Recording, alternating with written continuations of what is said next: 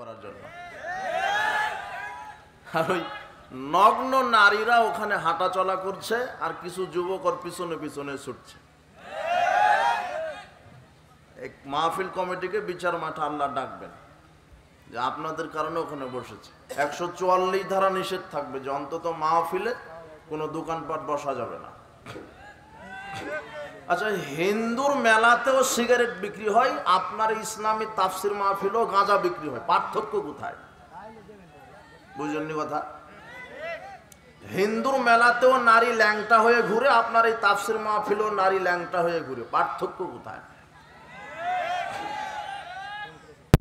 আপনার মেয়েটাই ওখানে জিলাপি কিনছে, ওই কিনছে, আপনার তাও ল্যাংটা হয়ে এসেছে। ল্যাংটা এটা তো হিন্দু না এখানে।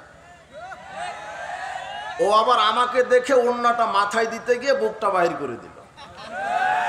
অবাক একটা ঢং। এটা কি মনে করেছেন আপনি? এটা পরিবেশ নাই। এটা একটা কি পরিবেশ আপনার?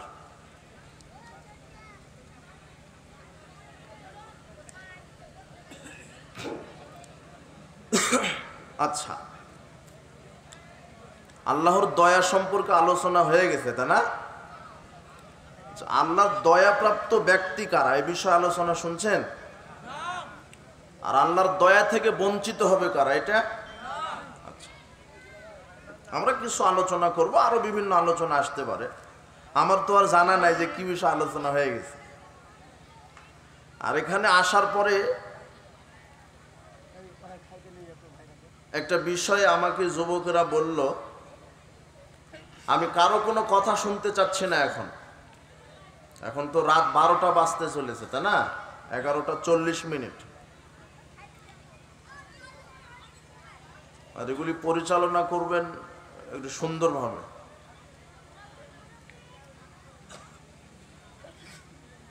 আর ওই বাচ্চাগুলি ঘুরে কেন? ওরা হয় বসবে, না হলে ওখান থেকে স্থান ত্যাগ করে দেন। ঘুরতে পারবে না, কেউ কথা বলতে পারবে না।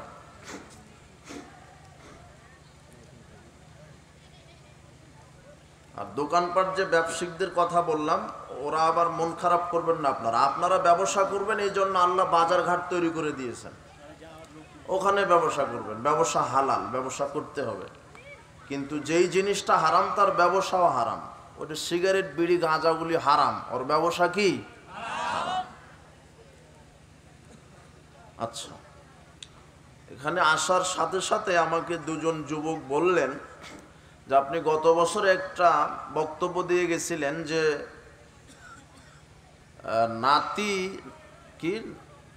নাতি আর নাতনি এদেরকে ভাই বলা যাবে না। আমি বলে গেছিলাম, তাই না? আর সমাজে ভাই বলে ডাকে, ভাই, আপু। হ্যাঁ, কাকে ডাকে? ভাই কাকে ডাকে? বোন কাকে ডাকে? নাতনিকে, তাই না? ভাইয়া, আপু, মানে দাদা, দাদি, নানা, নানি, এরা নাতনিকে বা নাতিকে কি বলে সম্বোধন করে? ভাই বোন, তাই না? এ বলে ডাকে না? এটা হলো হারাম। এটা কি ডাকা? হারাম। নাতিকে, নাতনিকে ভাই বোন বলে ডাকা কি হারাম। আর দলিল তো আমাদের কাছেই চান, তাই না? আমাদের কাছেই দলিল চান। তো তোমার মুফাসসির বলল আকীদা শব্দটা ফেক, কোরআন হাদিসে নাই। তো তার কাছে তো দলিল চাইতে গেলে না। তো তোমার মুফাসসিরকে বলো যে ইসলামী রাজনীতি এটা আরবিতে কোরআন হাদিসে কোথায় লেখা আছে? ইসলামী রাজনীতির আরবি হলো আসিয়াসাতু আল ইসলামিয়া।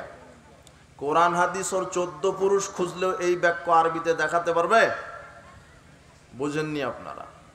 তাও তোমার নেতা বলছে ইসলামী কি রাজনীতি। আবার আর একটা দল খুলেছে তোমার নেতা, হিন্দু জামাত ইসলাম সংগঠন। দেখনি তুমি? আচ্ছা, তুমি একটু বসো, তোমাকে আমি বুঝাই রাজনীতি কাকে বলে। রাজনীতি করা ফরজ, কিন্তু এই পচা বস্তা পচা এই হারাম প্রচলিত রাজনীতি করা হারাম। প্রচলিত রাজনীতি করা কি হারাম। রাজনীতি করা ফরজ।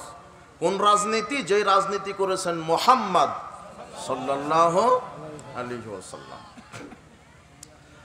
আচ্ছা, আপনি দলিল নেন যে নাতি আর নাতনিকে ভাই বোন বলে ডাকা কি হারাম, ডাকতে হবে ছেলে বলে। কি বলে?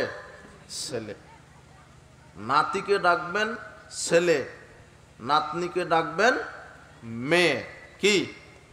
মেয়ে। মেয়ে মেয়ে বুঝেন না? আপনার স্ত্রীর পেট থেকে একটা কন্যা সন্তান হয়েছে, ওটা কি আপনার মেয়ে।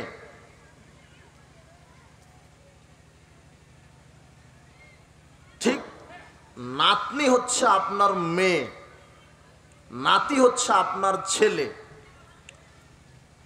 এই আপনি লিখে নেন অথবা স্মরণে রাখেন। আমাকে আগে বললে তো আরো একটু বিস্তারিত বোঝানো যেত।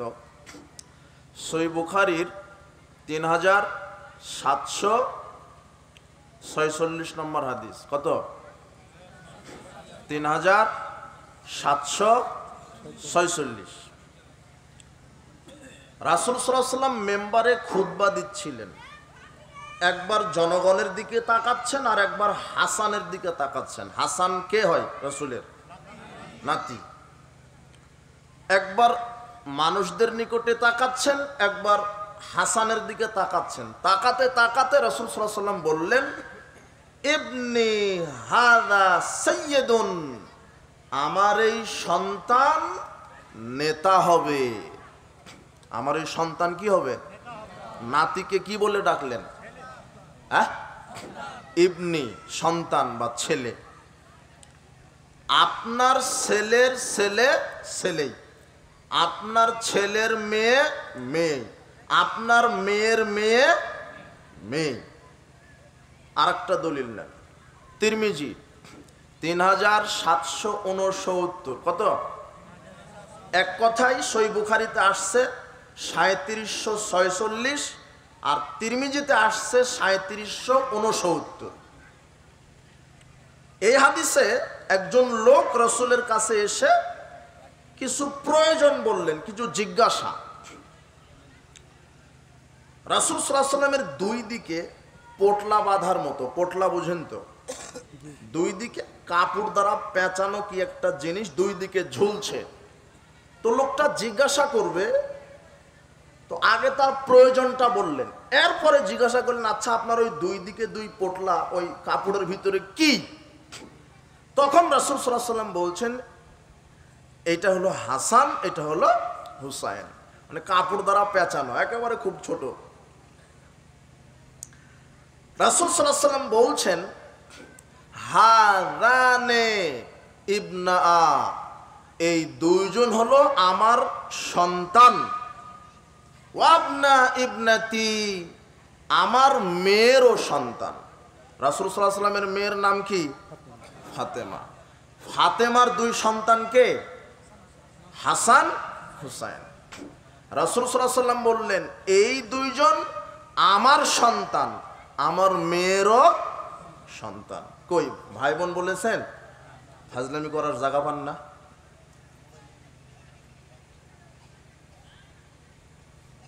এটা কমন সেন্স আপনার নাই যে ওটা বোন হয় কি করে, ভাই হয় কি করে? তাহলে মনে থাকবে না যে আমার সন্তানের সন্তান কি? সন্তান। আমার ছেলের ছেলে ছেলে, আমার মেয়ের মেয়ে মেয়ে। তাহলে আমি নাতিকে কি বলে ডাকবো? ছেলে। নাতনিকে কি বলে ডাকবেন? মেয়ে। দলিল বুঝেননি? হ্যাঁ, আপনার হুজুরকে পড়তে বলেন। আচ্ছা, এই বিষয়ে শেষ। এখন আরেকটি কথা, যুবকেরা তোমরা একটু জানো নাকি, এই দু একদিন থেকে ফেসবুকে আমার ব্যাপারে একটা গরম একটা খবর ছড়াচ্ছে, তাই না?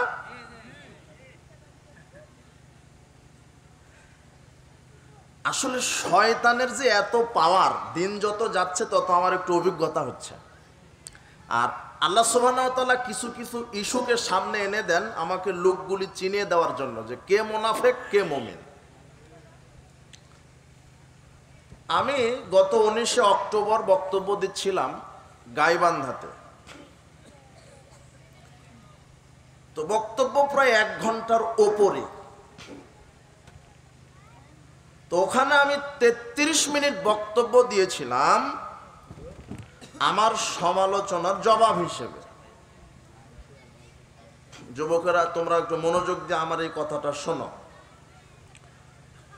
33 মিনিট, 1 ঘন্টার উপরে টোটাল বক্তব্য, তার মধ্যে 33 মিনিট আমি বক্তব্য দিয়েছিলাম আমার সমালোচনার জবাব হিসেবে। তো 33 মিনিট বক্তব্য থেকে একজন লোক, ওকে আমি চিনি না, 33 মিনিট থেকে কেটে কেটে 10 সেকেন্ড 15 সেকেন্ড 20 সেকেন্ড করে কেটে 2.5 মিনিটের একটা ভিডিও তৈরি করেছে। কয় মিনিট? 2.5 মিনিট। তো 2.5 মিনিটের মধ্যে আছে যে আমি আকবর বিন আবেদ, যদি আমি ভিডিওটা দেখেছি তাই বলতে পারছি, যদিও কোথায় কোন বক্তব্য দিয়ে এটা আমার মনে থাকে না। আর এখন তো এই যে মিডিয়াতে না, ওই 2.5 মিনিটের মধ্যে আমি বলেছি আমি আকবর বিন আবেদ যদি মাদ্রাসা, অফিস, সফর সব বাদ দিয়ে যদি আমি মোবাইল নিয়ে বসে থাকি, তাহলে একদিন যদি আমি ফোন রিসিভ করি তাহলে 1 মাস আর ডেট নেওয়া লাগবে না। একদিনে কয়টা প্রোগ্রাম নিতে পারবো আমি? 30টা। কয়টা? যদিও 30টার বেশি ফোন আসে প্রোগ্রামের জন্য, কিন্তু 30টার বেশি তো নেওয়া সম্ভব না। দিন তো, মাস তো 30 দিনে। কথা বুঝতে পারেননি? আচ্ছা, এই বক্তব্যটা। আর একটা বক্তব্য দিয়েছি যে মাজায় যদি বল থাকে, বীর্য থাকে, তো তুমিও আসো, এসে 10টা হাদিস 20টা আয়াত, অথবা 20টা হাদিস 10টা আয়াত তেলাওয়াত করে জাতির সামনে বক্তব্য দাও। এই একটা বক্তব্য। আর একটা বক্তব্য যে তুমি আসো, তোমাকে আমি ফতোয়া শিখাইয়া দিব। মনে পড়ছে তোমাদের? আচ্ছা, এই 3টা বক্তব্য 2.5 মিনিটের মধ্যে নিয়ে আসছে, অথচ এই 3টা বক্তব্য 33 মিনিট ধরেছিল। 33 মিনিটের মধ্যেই 3টা বক্তব্য ছিল, কিন্তু 33 মিনিটকে কাটছাট করে কয় মিনিট করেছে? 2.5 মিনিট। তো ফতোয়া দিতে গেলে এই ভিডিও নিয়ে ফেসবুকে এত ট্রল, যে এই যে আকবর বিন আবেদ অহংকারী হয়ে গেছে, যে একদিন ফোন রিসিভ করলে 30টা প্রোগ্রাম নিতে পারে। এই যে আকবর বিন আবেদ সালাফি মাদানিকে ফতোয়া শিখাবে, এগুলি লাগাই দিছে। কিন্তু এই যে আকবর বিন আবেদ বলছে আলেমদেরকে যে মাজায় বল থাকলে, বীর্য থাকলে এসে কোরআন হাদিস অনুবাদ করো, এভাবে হেডিং দিয়ে দিয়ে ফেসবুকে ছেড়েছে। আসলে ওদেরকে তো জাতি কেউ চিনে না, বুঝলেন? এই একটু ভাইরাল হবে বলে আমার ভিডিও নিয়ে ব্যবসা শুরু করেছে এরা, যে তাও যদি একটু ভাইরাল হওয়া যায়। ওদেরকে জাতি হারকেন দিয়ে খুঁজে ওদেরকে চিনতে পারবে না। তো সামনে 15 নভেম্বর একটা প্রোগ্রামের পোস্টার, সেখানে প্রধান আলোচক হচ্ছে মোহাম্মদ আকবর বিন আবেদ, দ্বিতীয় আলোচক আমানুল্লাহ বিন ইসমাইল মাদানি। এই পোস্টার দেখনি তোমরা? হ্যাঁ। নিচে কমেন্ট একজন বলছে যে একে ঘাট ধরে নামায় দিতে হবে, একজন বলছে যে আকবর বিন আবেদ কেন ওয়াজের মাঠে, আকবর বিন আবেদ কেন জুমার মেম্বারে, আকবর বিন আবেদ কেন অমুক ইস্তেমায়, আকবর বিন আবেদ কেন ওয়াজ করবে। এইভাবে লেখা শুরু করেছে, একে ঘাট ধরে নামিয়ে দিতে হবে। কোথায় আমানুল্লাহ মাদানি, কোথায় আকবর বিন আবেদ? আচ্ছা, ওরা, আমি এই যে এখানে ডেট নিয়েছে, আমি তা না, কে জানি নিয়েছে। আমি কোনোদিন কাউকে পর্যন্ত 2012 সাল থেকে আমি বক্তব্য দিই। কত সাল? 12 সাল। এই পর্যন্ত আমি কাউকে বলিনি যে আমাকে কোন বক্তা করছেন, প্রধান না দ্বিতীয়, আর কে আলোচক আছে।